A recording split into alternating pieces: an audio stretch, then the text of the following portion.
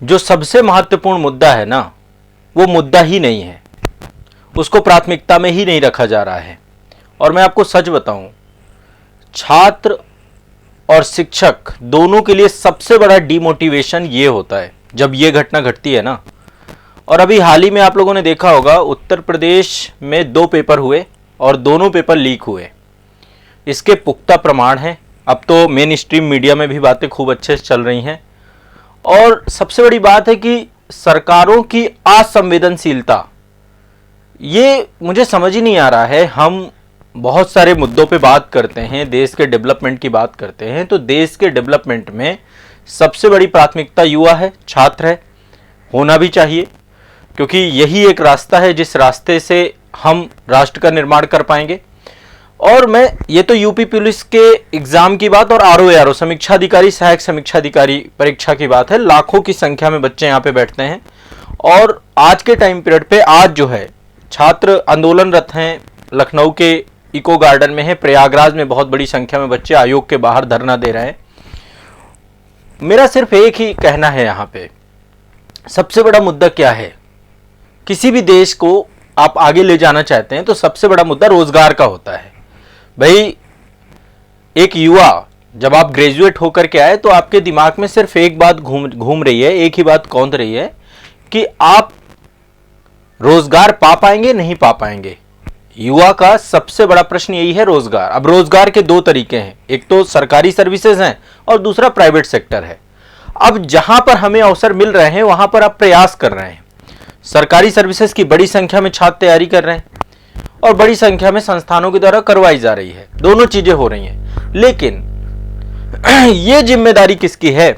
और इस जिम्मेदारी में मैं एक बात कह रहा हूं आप लोगों को, आप लोग भी इस बात को ध्यान में रखिएगा। इसमें सरकार तो पूरी तरीके से जिम्मेदार है, क्योंकि सरकार को ऐसे प्रतिमान स्थापित करने चाहिए ऐसे लोगों के जो ये पेपर लीक कराने वाले गिरोह होते हैं। और ये कोई आज की समस्या नहीं है, ये पूरा का पूरा सिस्टम सड़ गया है। ये मतलब इस तरीके के लोग, माफिया टाइप के लोग आ चुके हैं और इसमें सब जुड़े हुए, बहुत मतलब पूरा सिस्टम इन्वॉल्व है इसमें।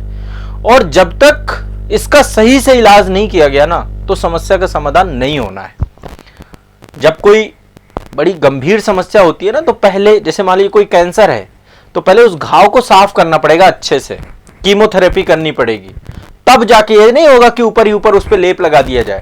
अच्छा, ये कोई मतलब मैं तो हम लगभग 9 स्टेट पीसीएस एग्जाम को देखते हैं, तो किसी ने अभी जेपीएससी का एग्जाम था, जेएसएससी सीजीएल का एग्जाम, वो लीक हुआ, आरओ का पेपर लीक हो गया, यूपी पुलिस का पेपर लीक हो गया। और हर स्टेट से कभी ना कभी कोई ना कोई घटना आती रहती है। केवल ऐसा नहीं कि अनोखा उत्तर प्रदेश है जहां पे घटना आ रही है। और ये बड़ा शर्मसार करने वाला है, संस्थाओं को भी जो एग्जाम ले रही हैं, जो छात्र एग्जाम दे रहे हैं, उनको भी नहीं समझ में आ रहा है कि हम तैयारी कितने लेयर में करें, कितने लेयर, कितने चरणों में तैयारी होगी। पहले प्री होगा, फिर हम पहले लेवल पे प्री देंगे, फिर मेंस देंगे, फिर इसके बाद यूपी पुलिस में जैसे कि अदर बहुत सारे लेयर हैं कि वहाँ फिजिकल भी देना है, रिटर्न देना है, और इसके बाद फिर हम जो है धरना देंगे, फिर हम कोर्ट में जाएंगे। तो मतलब समाधान कहाँ पे निकलेगा? बच्चा पढ़े कि इन समस्याओं का समाधान को लेकर के अपने दिमाग में एक, आपको पता भी है कि छात्र किस संकट से गुजरता है, किस संकट से गुजरता है। मैं आपको खुद बोलता हूं, जब मैं खुद प्रिपरेशन के एरा में था तो मैं वो जो चीजें आज आप महसूस कर रहे हैं ना, कुछ उसी जर्नी से मैं खुद आया हूं कि एक छात्र जो है ना, एक टाइम का पैसा नहीं होता जेब पे, फॉर्म भरने तक का पैसा नहीं होता। मैं ज्यादा दूर की बात नहीं कर रहा हूं, फॉर्म भरने के लिए कैसे अरेंज करता है, फॉर्म भरने के बाद वो जो प्रिपरेशन का पूरा एरा है, मुश्किल से तो वैकेंसी आती है। आप सोचो 5-5 साल बाद वैकेंसी आई है, और वो वैकेंसी में जब इस तरीके, और आती कितनी है गिन चुन लीजिए, गिन चुन के ज्यादा से ज्यादा 1000, बहुत मैक्सिमम वैकेंसी बता रहा हूं। आरओ की तो बहुत कम थी, यूपी पुलिस में चलो ठीक है संख्या पर्याप्त थी। लेकिन जब इस तरीके के गिरोह जो है इसमें प्रवेश कर जाते हैं और उसके बाद पूरा का पूरा सिस्टम अंदर से खोखला हो जाता है। अब मेहनत करने वाला बच्चा तो खूब मेहनत कर रहा है, और जब पेपर लीक होता है, इस तरीके की घटनाएं आती हैं, तो फिर समझ भी नहीं आता कि एग्जैक्टली हम करें क्या, करें तो करें क्या। अब यहां पे एक बात समझिएगा, मैं यहां पे केवल सरकार भर को दोषारोपण नहीं दे रहा हूं। सरकार के साथ साथ आप अपने बीच में देखिएगा, बहुत सारे लोग ऐसे होंगे आपके बीच में ही, आपके मध्य में, बहुत बड़ी संख्या में ऐसे लोग होंगे जिनके साथ एक बहुत बड़ी प्रॉब्लम है, बहुत बड़ी प्रॉब्लम है। पता नहीं उनका दिमाग कितना सड़ा हुआ है। ये लीक करवाया किसके लिए गया? मतलब पेपर मान लीजिए लीक हुआ है, कोई ऐसा गिरोह काम कर रहा है, वो तो पूरी तरीके से जिम्मेदार है, पर जो करवाया किसके लिए गया? भाई कुछ लोग ढूंढते हैं ना ऐसे लोगों को, ये भी बराबर के जिम्मेदार हैं। और मैं सच बता रहा हूं, सरकार एक दो बार मतलब इस तरीके के, जैसे हमारे उत्तर प्रदेश में जो माननीय मुख्यमंत्री जी हैं, उन्होंने बहुत शानदार काम किया है, लॉ एंड ऑर्डर को मेंटेन कर दिया, बहुत डेवलपमेंट को लेकर के भी एक विकास यात्रा चल पड़ी। तो इसमें भी प्रतिमान स्थापित करने होंगे उसी स्तर के, और एक दो बार चीजें यदि हो गई तो मैं सच बता रहा हूं कि चीजें बड़े स्तर पे हो जाएंगी। अब रोजगार की बात देखो, सबसे बड़ा मुद्दा यह है, इससे बड़ा मुद्दा कुछ नहीं है। इस मुद्दे को सबसे साइड में रखा गया है, इस मुद्दे को लेकर कोई प्लान ही नहीं है, कोई डिस्कशन ही नहीं है, कोई चर्चा ही नहीं है। और किसी तरीके से घूम फिर के जॉब आ भी रही है ना, तो आने के बाद फिर यहां पे चली जाती है लीक्ड, फिर आप लड़ते रहो, फिर आप जूझते रहो। अच्छा एक चीज और है, कई घटनाएं तो पता चल जाती हैं, जो नहीं पता चलती उसका क्या, उसका कैसे पता चलेगा? बहुत सारे मुद्दे दबा दिए जाते हैं। और मुझे एक बात बताओ, प्रोटेस्ट करना यह अधिकार है, राइट है, सरकार को इसमें सपोर्ट भी करना चाहिए। भाई जो गलत है, गलत के खिलाफ यदि आवाज उठाई जा रही है तो गवर्नमेंट को कहना चाहिए कि अच्छा ये कैसे हो गया, इस पे प्रॉपर तुरंत त्वरित कार्रवाई होनी चाहिए। और एग्जाम को लेकर के थोड़ा सा भी डाउट और संदेह होता है ना, सरकार को पहले ही आगे आ जाना चाहिए। छात्र को आंदोलन करने की जरूरत भी नहीं पड़ेगी, जब उसे पता चल जाएगा ना कि हमारी गवर्नमेंट इस तरीके की है कि यदि घटना घटेगी तो त्वरित कार्रवाई करेगी। अब संज्ञान में ला रहे हैं, जो छात्र जो ला रहे हैं उनके ऊपर कार्रवाई हो रही है, उनके ऊपर केस लगाए जा रहे हैं। बोलने का कुछ पता ही नहीं, कौन बोले कौन नहीं बोले। बहुत सारे शिक्षकों से मेरी बात हुई, उन्होंने कहा कि सर मतलब हमारे पास फोन कॉल आ रहे हैं, मैसेज आ रहे हैं कि भाई आप वीडियो मत बनाओ, आप ये डिस्कशन मत करो, इस तरीके की चीजें भी हो रही हैं। ऐसे समस्याओं का भी सामना कर रहे हैं सारे लोग। तो एटलीस्ट समझ ही नहीं आ रहा कि भाई अपनी बात को उठाया कैसे जाए, बताया कैसे जाए, चीजें जाए क्यों वहां तक।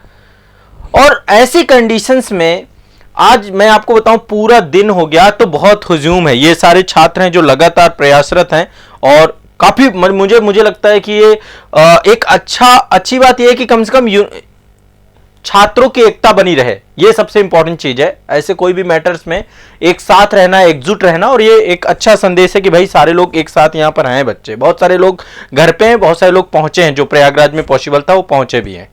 और जो लोग इन सब चीजों को लेकर के ना अभी भी गंभीर नहीं, अभी भी चीजों को समझना नहीं चाहते हैं, उनको ये समझना होगा कि जब तक हम अपने हक की लड़ाई नहीं लड़ेंगे ना, तो हमारे पढ़ाने भर का कोई फायदा नहीं होगा। हक की लड़ाई के लिए आवाज उठाना पड़ेगा। गलत हो रहा है तो गलत को, आज ये पूरा इको पार्क में बच्चे लगे हुए हैं, काफी बड़ी संख्या में यहां पर भी बच्चे भी हैं, छात्र शिक्षक भी बहुत सारे पहुंचे हैं लखनऊ पे। तो हर तरफ लड़ाई चल रही है, हर तरफ मुद्दा चल रहा है। हमारी सिर्फ एक ही डिमांड रहती है कि पहले तो एक ट्रांसपेरेंट सिस्टम डेवलप किया जाए, जहां पर यह लीकेज ना हो। सिस्टम में जब लीकेज आ जाता है ना, पूरा का पूरा सिस्टम ही कोलैप्स कर जाता है। आप समझिए इस बात को, कोई भी सिस्टम लीकेज के साथ नहीं चल सकता है। और किसी भी सिस्टम में जब लीकेज होगा ना, तो वो सिस्टम धीरे धीरे रस रस के खत्म हो जाएगा। आप योग्य व्यक्ति पा ही नहीं पाएंगे, ऐसे लोग पहुंचेंगे उस सिस्टम को और खराब कर देंगे और बर्बाद कर देंगे। यहां जो मेहनत कर रहा है, एक गरीब का बच्चा, एक किसान का बच्चा, जिसके पास दूसरा कोई सोर्स नहीं है, किसी तरीके से अरेंज करके पढ़ाई कर रहा है। आज मतलब आप सोचो, आपको पता नहीं है, जब 3-4 साल 5 साल बच्चा इंतजार करता है, और इंतजार करने के बाद एग्जाम आता है, एग्जाम में मर मर के वो तैयारी करता है, पढ़ता है, और जाकर के एग्जाम दे के आता है, और फिर ये चीजें होती हैं, तो फिर क्या निकल के आता है रिजल्ट? फिर वो पूरी तरीके से डिमोटिवेट हो जाता है। उसको लगता है यार फिर मैं क्यों इतना टाइम मैंने खराब कर दिया, घर वालों का पैसा खराब कर दिया, मुझे क्या जवाब देना होगा। बहुत सारे प्रश्न हैं, जिन प्रश्नों के लिए मैं तो कहता हूं प्रॉपर कमेटी एक इस पे भी बनाई जानी चाहिए कि स्टूडेंट किन किन प्रॉब्लम को झेल रहे हैं। कम से कम कुछ तो संवेदनशीलता होनी चाहिए ना।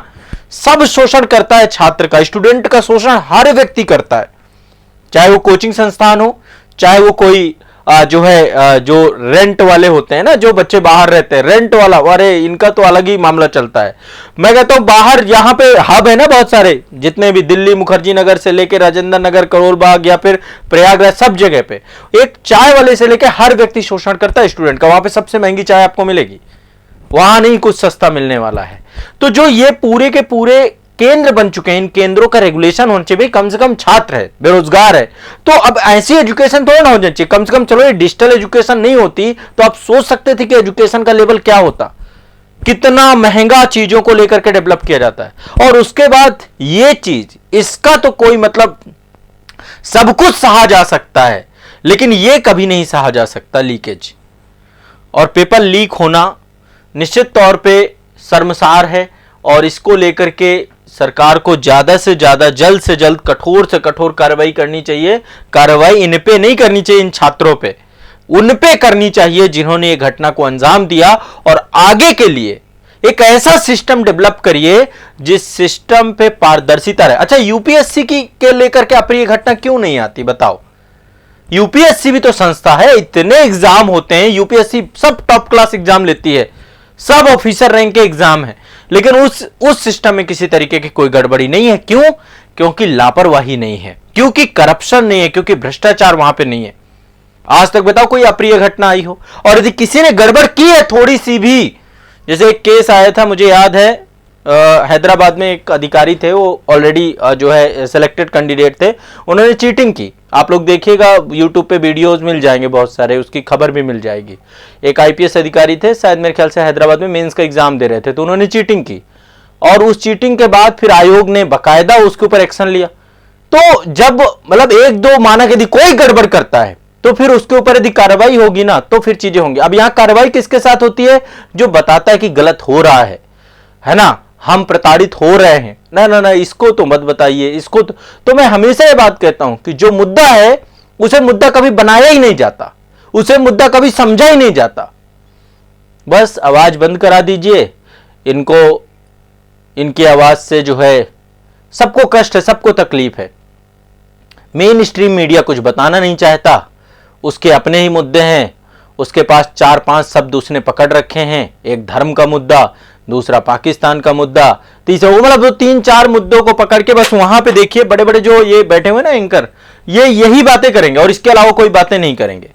तो चाहिए, देखो आयोग को चाहिए कि कम से कम एक ट्रांसपेरेंट सिस्टम डेवलप हो और छात्रों की जो समस्याएं हैं ना उनको समझा जाए और समझ करके उस पर त्वरित कार्रवाई की जाए। री एग्जाम की डिमांड है और अभी आयोग ने एक जो है काम किया, एसआईटी गठित की, सब कुछ कर दिया, ठीक है, लेकिन एटलीस्ट ये है ना कि भाई मान लीजिए ऐसे में छात्रों को जो है ना, बहुत सारे कह रहे हैं कि भाई छात्र अपने सारे के सारे प्रमाण भेज लें, मेल में भेज दें, कुछ भी कर दें, इसकी क्या गारंटी है? जबकि आयोग को क्या चाहिए कि बच्चे का डेटा नहीं चाहिए था, कि बच्चे का डेटा लेने की क्या जरूरत है। आप ये कहिए कि आप हमें प्रमाण के साथ भेजिए। बच्चे का मान लीजिए डेटा किसी ने भेज भी दिया और आजीवन ब्लैकलिस्टेड कर दिया गया बच्चा, तो मान लीजिए किसी बच्चे से मेल मंगवाया गया कि भैया आप प्रमाण के साथ चीजों को भेजो, और यदि प्रमाण के साथ चीजें भेज दी गई और यदि उसके साथ बच्चे के साथ कुछ हो गया, उसे तो पता ही नहीं चलेगा ना उसके साथ क्या हो गया, वो ब्लैकलिस्टेड कर दिया गया। तो सोचो आप इस बात को, ये भी एक बड़ा मुद्दा है ना। ये जो घटनाएं हैं ना, आज यहां पे इकट्ठा होना पड़ रहा है, भूखे प्यासे बच्चे लगे हुए हैं, सब प्रयास कर रहे हैं। आप खुद सोचो, इनके ऊपर यदि किसी तरीके की पुलिस कार्रवाई हो जाए, पुलिस कार्रवाई होने के बाद आप सोचो पूरा कैरियर खराब है, कैरियर खराब है। और होती हैं घटनाएं, ठीक है। मुझे याद है 2017 में जब मैं यूपी पीसीएस का मेंस देने गया था, उसमें हिंदी का पेपर पहले पाली का दूसरे पाली वाला बट गया, है ना, और उसमें फिर काफी मामला गड़बड़ हुआ। बाद में आयोग ने पेपर को निरस्त भी किया कई जगह पे। तो जो ऐसी लापरवाही होती है, आरओ के पेपर में क्या था, एक जो वीडियो वायरल हुआ उसमें बताया गया कि एक सेंटर में ऑलरेडी सारे के सारे पहले से ही वो खुले हुए थे, सील खुले हुए थे। तो एटलीस्ट इसका मतलब क्या है? इसका मतलब लीकेज ही है ना, कि लीक्ड हो रही है चीजें। तो ये सहने वाला मुद्दा नहीं है, इसमें बिल्कुल भी नहीं सहना चाहिए, ना तो सरकार को, ना तो आयोग को, और ना तो छात्रों को। इस मुद्दे पे किसी को नहीं सहना चाहिए। और मैं कहता हूं कि बस इस पे 1-2 बार वैसी कार्रवाई करने की जरूरत है जैसे कि उत्तर प्रदेश सरकार ने क्रिमिनल्स के ऊपर किया है। आज उत्तर प्रदेश में काफी सुकून है, शांति है ना। वो एक दो बार कार्रवाई ऐसे लोगों के साथ हो जाए और पूरा का पूरा इनका जितना भी है विवरण, बाकी कानून व्यवस्था अपना जो है तो सुचारू रूप से काम करेगी और ये सब सही हो जाएगा। कब तक सहेंगे ये पेपर? हर पेपर से पहले यही डर बना रहता है कहीं पेपर में अप्रिय घटना ना आ जाए, और वो घटना आ जाती है।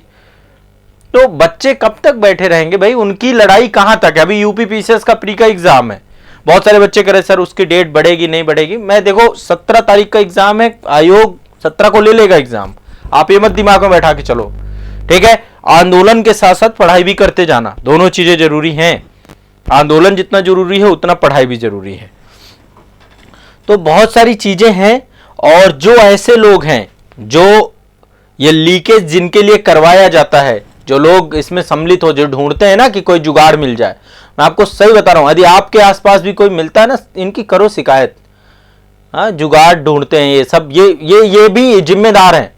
हमारे ये आसपास बीच में बहुत लोग होते हैं जिनको जो है उनको तीसरा रास्ता ही अपनाना होता है, उनको मेहनत और परिश्रम का रास्ता नहीं चाहिए। पूरी की पूरी मेहनत चौपट हो जाती है। आपकी पूरी मेहनत, एक शिक्षक की पूरी मेहनत और पूरा आयोग की मेहनत, आयोग की भी मेहनत होती है, सबकी मेहनत चौपट होती है इसमें। और ऐसा नहीं कि आयोग को पता नहीं चलेगा लीकेज कहां से, जब आयोग के नियंत्रण में सारी चीजें हैं तो कैसे नहीं पता चलेगा? बोर्ड को पता चलेगा, आयोग को, सबको पता चलेगा।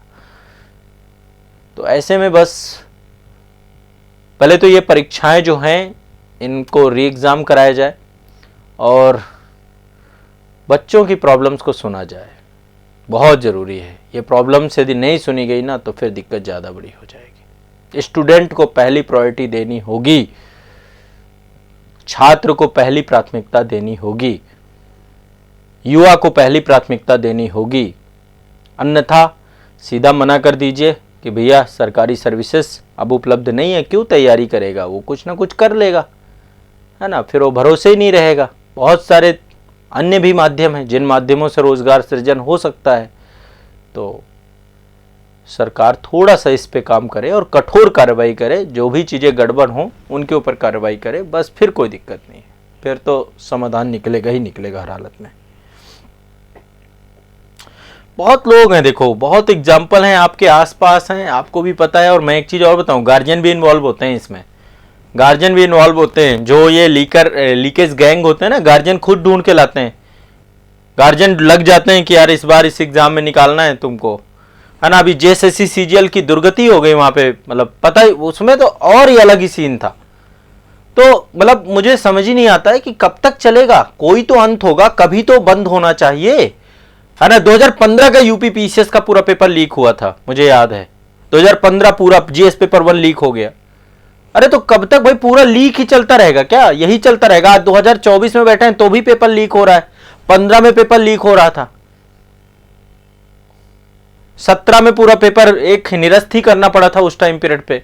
तो यहां तो पूरी एक झड़ी लगी हुई है चीजों को लेकर के, और बकायदा आप देखिए सब प्रमाण है, हर चीज का प्रमाण है, टीचर खूब प्रमाण दे रहे हैं। आप देखिए इस समय तो मेन स्ट्रीम मीडिया में भी चीजें चल रही हैं, पर अब आयोग को चाहिए कि आप चीज़ों को समझें और समझ करके समस्याओं को का निदान करें। अब थोड़ा सा देखो, छात्रों से बस मैं इतना कहना चाहता हूं कि देखो प्रोटेस्ट करना हमारा राइट है, लेकिन लॉ एंड ऑर्डर के अंतर रहते हुए अपने संविधान को और अपने देश के कानून का उल्लंघन नहीं करना है।